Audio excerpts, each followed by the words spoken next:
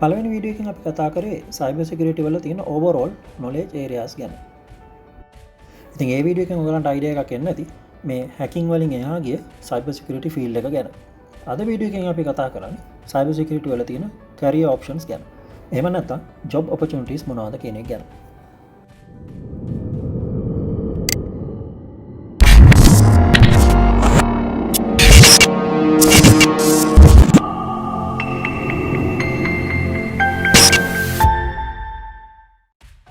අපි හිතනට වඩා ඔපචුනිටිස් නැත්නම් කැරියර් ඔප්ෂන්ස් ජොබ් ටයිටල්ස් මේ සයිබර් සිකියුරිටි ෆීල්ඩ් එක ඇතුලේ තියෙනවා.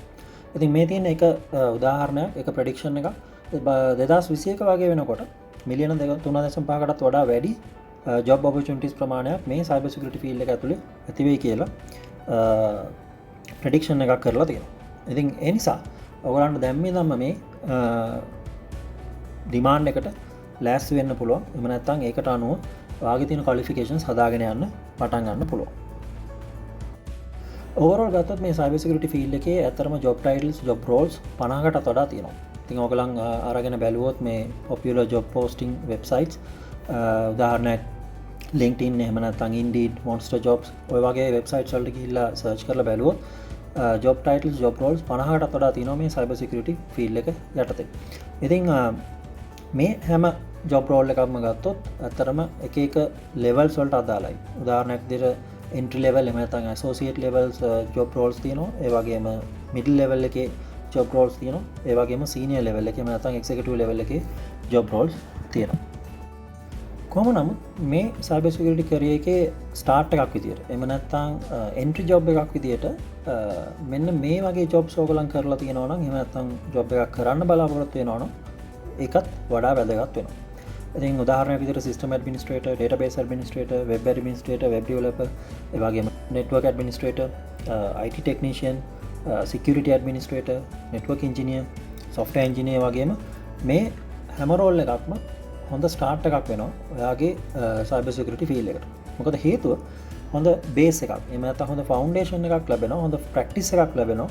ඔයගලන්ට මේ වගේ ජොබ් රෝල් එකකට අදාළ ඩියුටිස් වලින් මේ සයිබර් සිකියුරිටි ෆීල්ඩ් එක ගැන තේරුම් ගන්න සහ ඒ වලින් ඉස්සරහට යන්න. මුලින්ම බැලුවොත් entry level එමෙත associate level Jobs කීපයක් ගැන මම කලිනුත් කිව්වා වගේ මෙතන ඕවරෝල් ඔක්කොම ගත්තාම ජොබ් ටයිටල්ස් 50කට වඩා තියෙනවා.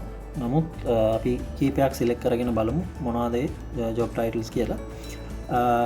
මේ ලෙවල් එකට සමහර විට උපරිම ආට අවුරුදු 3ක් එහෙම නැත්නම් 3-5 අතර වගේ කාලයක් එක්ස්පීරියන්ස් ඉල්ලයි. පළවෙනි ජොබ් රෝල් එක තමයි සිකියුරිටි ඇඩ්මිනිස්ට්‍රේටර්. ඉතින් සිකියුරිටි ඇඩ්මිනිස්ට්‍රේටර් කෙනෙක්ට ගොඩක් වෙලාවට බේසික් හાર્ඩ්වෙයාර් නෙට්වර්කින්, ඒ වගේම නෙට්වර්ක් ඇඩ්මිනිස්ට්‍රේෂන් සහ සිකියුරිටි කියන හැම ඒරියා එකකම නොලෙජ් එකක් ඕන වෙයි.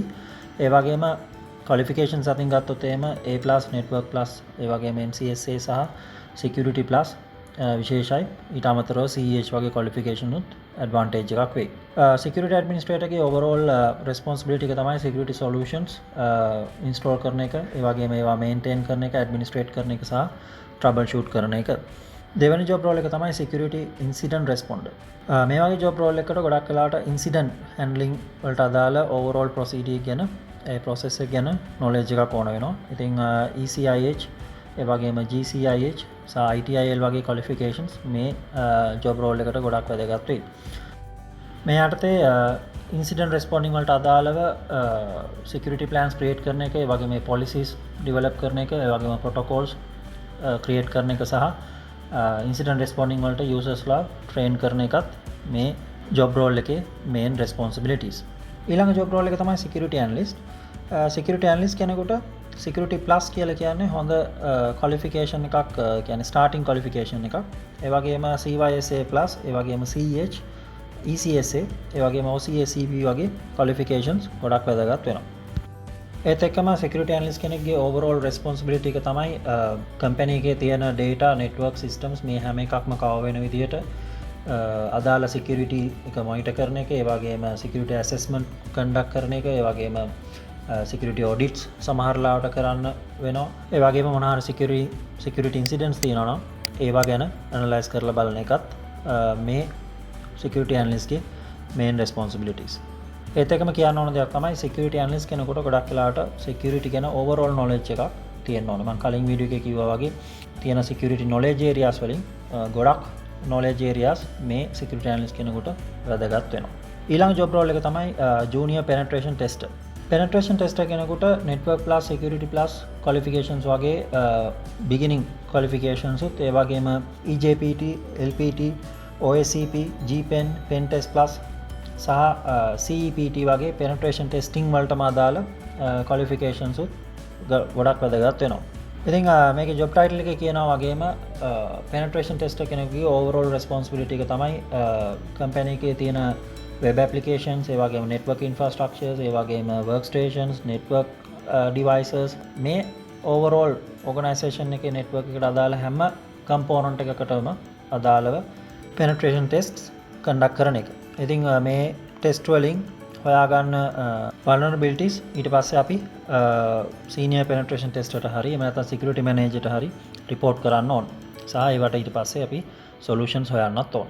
ඊළඟ job role එක තමයි මේක software industry එකට අදාළයි. හැබැයි software industry එකේම මේ security side එකටත් අදාළයි. cyber security software developer එහෙම නැත්නම් secure software developer software engineer කියලා කියනවා. ඉතින් මේකට case වගේ qualifications ඒ වගේම CSSLP ඒ වගේම GWeb, GSSP, Java or .NET වගේ qualifications ගොඩක් important. මම කලිනුත් කිව්වා වගේ මේ හැම එකක්ම ඕනේ නෑ මේ හැම job role එකකටම. නමුත් කීපයක් හරි තියෙන එක ඔයගොල්ලන්ට advantage එකක් වෙයි. ඉතින් software developing කියන process එක ඇතුලේ කොහොමද ඔයගොල්ලන් secure software develop කරන්නේ? ඒ වගේම securely software එකක් develop කරනකොට මොනවද ඔයගොල්ලන් පාවිච්චි කරන්න ඕන process procedures කියලා මේකෙදි cover වෙනවා. ඒට අමතරව සමහර විට develop කරපු software එකක security එක ඔයගොල්ලන් analyze කරලා බලනවා වෙන්න පුළුවන්. එහෙම නැත්නම් test කරලා බලනවා වෙන්න පුළුවන්. ඉතින් මේ වගේ responsibilities ටිකක් තමයි secure software engineer කෙනෙක්ගේ job role එක ඇතුලේ තියෙන්නේ.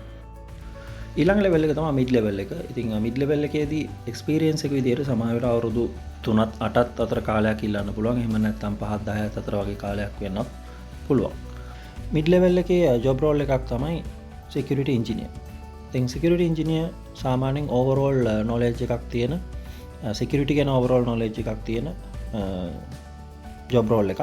ඉතින් ඒත් එක්කම qualifications විදිහට ගත්තාම A+ network plus security plus වගේ qualifications ගොඩක් වැදගත් වෙනවා. ඊට අමතරව MCSE වගේ qualifications ඒත් එක්කම CH වගේ qualifications උත් ලොකු advantage එකක් security engineer කෙනෙකුට. cyber security engineer ගේ overall responsibility එක තමයි organization එකේ තියෙන data systems ඒ වගේම networks මේ හැම එකක්ම cyber attacks වලින් protect කරන්න අවශ්‍ය solutions implement කරන එක. ඒ වගේම තියෙන systems networks මේ හැම දෙයක්ම නිතර monitor කරන්න ඕනේ, test කරන්න ඕනේ. තියෙන vulnerabilities වලට එහෙම නැත්නම් issues වලට security issues වලට.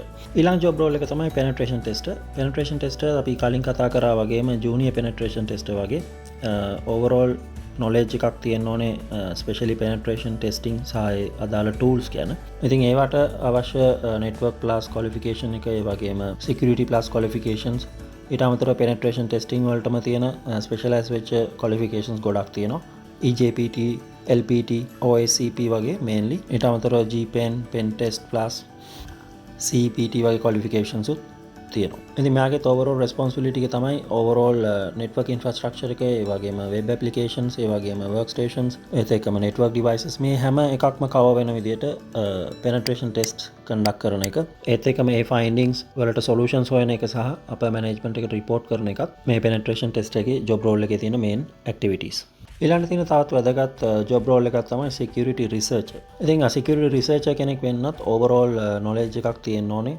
අපි අර කතා කරපු knowledge areas වලින් ගොඩක් areas වලට අදාළව knowledge එකක් experience එකක් තියෙන්න ඕනේ. ඉතින් qualifications විදිහට ගත්තාම විශේෂයෙන්ම network plus security plus වගේ qualifications උත් ඒ වගේම CEH වගේ qualifications උත් CYSA plus වගේ qualifications ඒ වගේම ECSA සහ OSCP වගේ qualifications උත් ගොඩක් වැදගත් වෙනවා. ඉතින් security research කෙනෙක් සාමාන්‍යයෙන් කරන දේ තමයි malwares ගැන ඒ වගේම මේ vulnerabilities ගැන research කරන එක. ඉතින් මේ යටතේ අපේ තියෙන systems and networks වලට අදාළව දැනට හොයාගෙන නැති vulnerabilities එහෙම නැත්නම් security issues ගැන හොයන්නත් ඒ වගේම ඒ R&D හරහා හම්බෙන ඒ vulnerabilities ඒ security issues වලට අදාළ solutions implement කරන එකත් මේ security research එකේ job role එකේ කොටසක්. ඊළඟ තමයි ඩිජිටල් ෆොරන්සික් ඇනලිස්ට්. එහෙම නැත්නම් සයිබර් ෆොරන්සික් ඇනලිස්ට් කියලාත් කියනවා. ඉතින් මේ වගේ ෆොරන්සික් ඇනලිස්ට් කෙනෙකුට විශේෂයෙන්ම CH වගේ ක්වොලිෆිකේෂන්ස් ඒ වගේ ෆොරන්සික් වලට ස්පෙෂලි ඩිසයින් කරපු ප්‍රෝග්‍රෑම් එකක් වෙන CHFI වගේ ක්වොලිෆිකේෂන්ස් උත් ගොඩක් වැදගත් වෙනවා. ඊට අමතරව බේසික් නොලෙජ් එක security plus සහ network plus වගේ ක්වොලිෆිකේෂන්ස් වලින් කවර් වෙනවා. ඉතින් ෆොරන්සික් ඇනලිස්ට් කෙනෙක් සාමාන්‍යයෙන් කරන්න දේ තමයි සයිබර් ක්‍රයිම්ස් එහෙම නැත්නම් ඒ ඉන්සිඩන්ට්ස් වලට අදාළව ඉන්වෙස්ටිගේෂන්ස් කරන එක. ඉතින් ඒ ඉන්වෙස්ටිගේෂන්ස් හරහා try කරන්න ඕනේ අදාළ proof evidence හොයාගන්න විශේෂයෙන්. මොකද මේ evidence අපිට වැදගත් වෙනවා සමහරට legal actions වගේ දේවල් ගන්න යනකොට.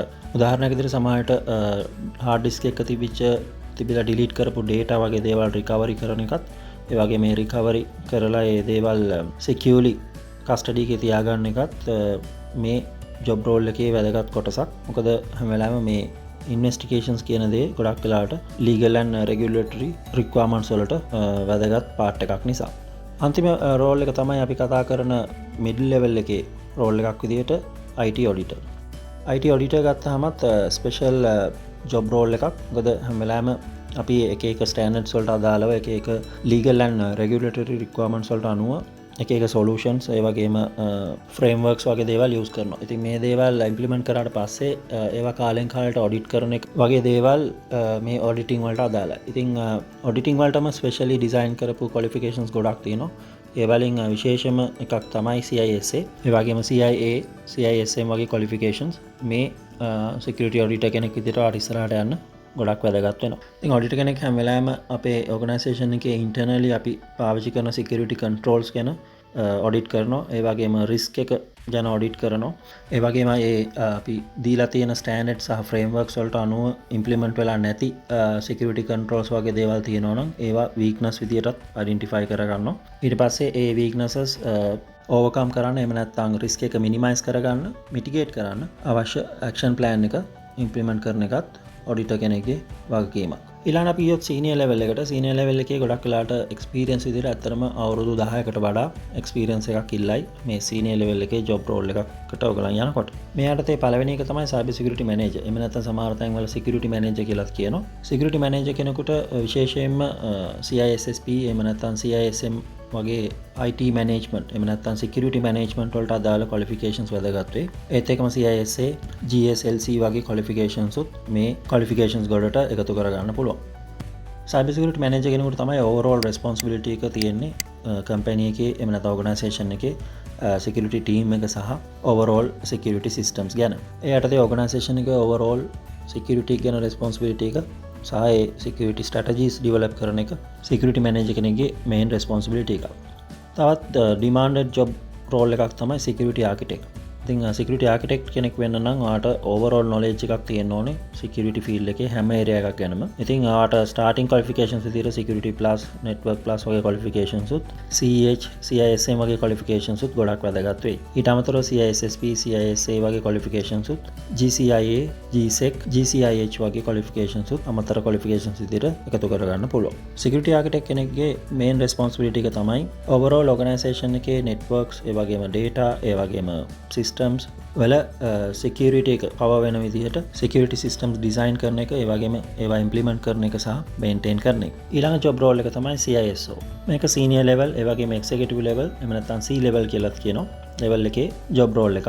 CISO ඒ වගේම CISSP, CISM වගේ qualifications ගොඩක් වැදගත් වෙනවා chief information security officer කෙනෙකුට. ඊට අමතරව CH, OSCP වගේ qualifications උත් GSLC ඒ වගේම IT governance වලට අදාළව හැදිලා තියෙන CGE IT වගේ qualifications උත් වැදගත් වෙනවා. ඉතින් CISO ගේ main responsibility එක තමයි organisation level එකේ එහෙම නැත්නම් enterprise level එකේ security strategies establish කරන එක සහ maintain කරන එක. ඒ වගේම ඒවට අදාළ main decision making සහ overall security program එකේ ultimate responsibility එක තියෙන්නේ CISOට. කලින් කතා කරා වගේ තවත් job role එකක් තමයි security director. ඉතින් organisation architecture එක අනුව security manager කෙනෙක්ට අමතරව security director කෙනෙක් ඉන්නත් පුළුවන්. කලින් වගේම GSLC, CGEIT, GISP, CISSP, CISM, GCMP, ITIL වගේ qualifications මේ සිකියුරිටි මැනේජර්ස්ලාට ඩිරෙක්ටර්ස්ලාට වැදගත් වෙනවා. සිකියුරිටි මැනේජර් කෙනෙක්ගේ ජොබ් රෝල් එකේ මේන්ලි ඇත්තටම එයා සුපර්වයිසර් කෙනෙක් විදිහට තමයි වැඩ කරන්නේ මේ සිකියුරිටි ටීම් එකත් එක්ක. ඕවරෝල් සිකියුරිටි පොලිසිස් ඒ වගේ මේ ස්ටෑන්ඩඩ්ස් ඉම්ප්ලිමන්ට් කරන එකත් සිකියුරිටි ටීම් එකට අවශ්‍ය රිසෝසස් ඇලොකේට් කරන එකත් මේ සිකියුරිටි මැනේජර් එහෙම නැත්නම් ඩිරෙක්ටර්ගේ මේන් රෙස්පොන්සිබිලිටිස්. ඒ වගේම තවත් වැදගත් ජොබ් රෝල් එකක් තමයි governance, compliance and risk manager. එහෙම නැත්නම් අපි GRC කියලාත් කියනවා. මේ ජොබ් රෝල් එකට අදාළවත් ස්පෙෂලි හැදිච්ච ක්වොලිෆිකේෂන්ස් තියෙනවා. විශේෂයෙන්ම රිස්ක් මැනේජ්මන්ට් වලට අදාළව CRISC, CGEIT, PMIRMP, ITIL, CRMA, GRCP වගේ qualifications. ඉතින් GRC manager කෙනෙක්ගේ overall responsibility එක තමයි title එකේ තියෙනවා වගේම overall enterprise එහෙම නැත්නම් organisation level එකේ risk එක manage කරන එක. එහෙම නැත්නම් risk එක analyze කරන එක. මේ යටතේ governance, risk management and compliance මේ හැම part එකක්ම cover වෙනවා. ඉතින් ඔය වගේ job roles ටිකක් තමයි අපිට කතා කරන්න තියෙන්නේ overall. මම කලිනුත් කිව්වා වගේ මීට වඩා job roles ගොඩක් තියෙනවා. ඒ ගැනත් ඔයගොල්ලෝ හොයලා බලන්න පුළුවන්. සහ qualifications වලට අදාළව මම ඒකේ short name එක තමයි කිව්වේ. ඉතින් ඉස්සරහදී මම වෙනම වීඩියෝ එකකින් ඒ ගැන කතා කරන්නම් මොනවද මේ levels වලට අදාළ qualifications සහ ඒ qualifications award කරන bodies මොනවද කියන. ඉතින් ඒ ගැන ඔයගලන්ට නිකන් හොයලා බලන්න පුළුවන්. මම කෙටියෙන් short form එකෙන් වචනේ කිව්වට qualification එකේ ඔයගලන් search කරලා බැලුවොත් ඒ qualification එකට අදාළව විස්තර හොයාගන්න පුළුවන්. ඉතින් hacking වලින් එහා ගිය area එකක් IT security field එකේ තියෙනවා කියන එක ගැන තවත් ඔයගලන්ට අවබෝධ වෙන්න ඇති මේ වීඩියෝ එකෙන්. මේ වගේ තවත් වීඩියෝ එකක් එක්ක අපි තවත් දවසක හම්බෙමු. මේ වීඩියෝ එකට ඔයගලන් කැමති නම් like එකක් දාන්න පුළුවන්. ඒ වගේම යාළුවොත් එක්ක share කරගන්න පුළුවන්. මතක ඇතුව channel එක subscribe කරලා තියන්න. ඒ වගේම bell icon එක click කරලා තිබ්බොත් අලුත් වීඩියෝ එකක් දාපු ගමන් ඔයගලන්ට notification එකක් ලැබෙයි. එහෙනම් ආයෙත් දවසක හම්බෙමු.